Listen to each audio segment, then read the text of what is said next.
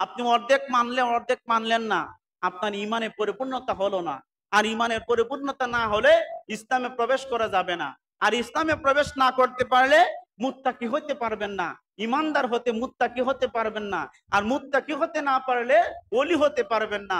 আর ওলি হতে না পারলে আল্লাহর বন্ধু হওয়া যায় না। আর আল্লাহর বন্ধু হতে না পারলে আপনার দুনিয়াতে আখিরাতে শুধু অশান্তি।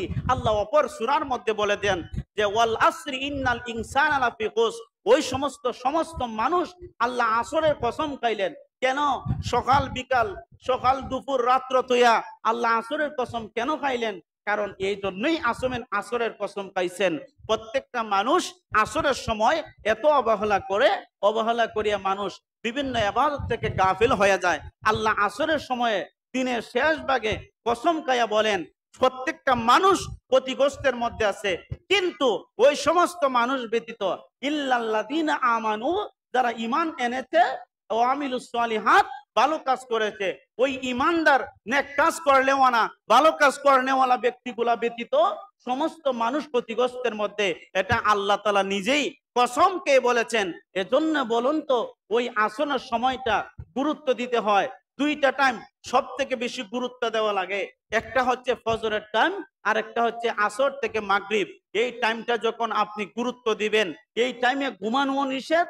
এই টাইমে যদি ঘুমান তাহলে বর্তমান সায়েন্স যারা গবেষণা, ডাক্তারির গবেষণা করে, তারা প্রমাণ করেছে সকালবেলা যদি কেউ ফজরের নামাজের সময় অসুস্থ ছাড়া, কোনো কারণ ছাড়া যদি এমনিতেই ঘুমানোর অভ্যাস করে, তাহলে ওই মানুষটার শরীর থেকে কখনো রোগ বেমার দূর হবে না।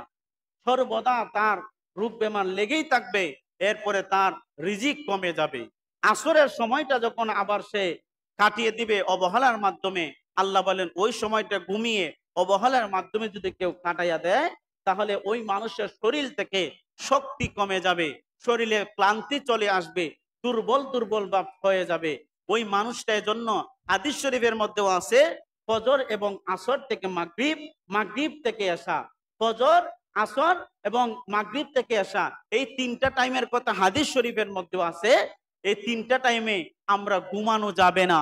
এই তিনটা টাইমে কোনো কারণ ছাড়া ঘুমানো, অযথা ঘুমানোর অভ্যাস করেন, তাইলে নিশ্চিত আপনার আগামী দিন, আগামী ভবিষ্যৎ দিনগুলা আপনার খুবই কষ্টের মধ্যে যাবে। আপনি এটা নিশ্চিত থাকবেন।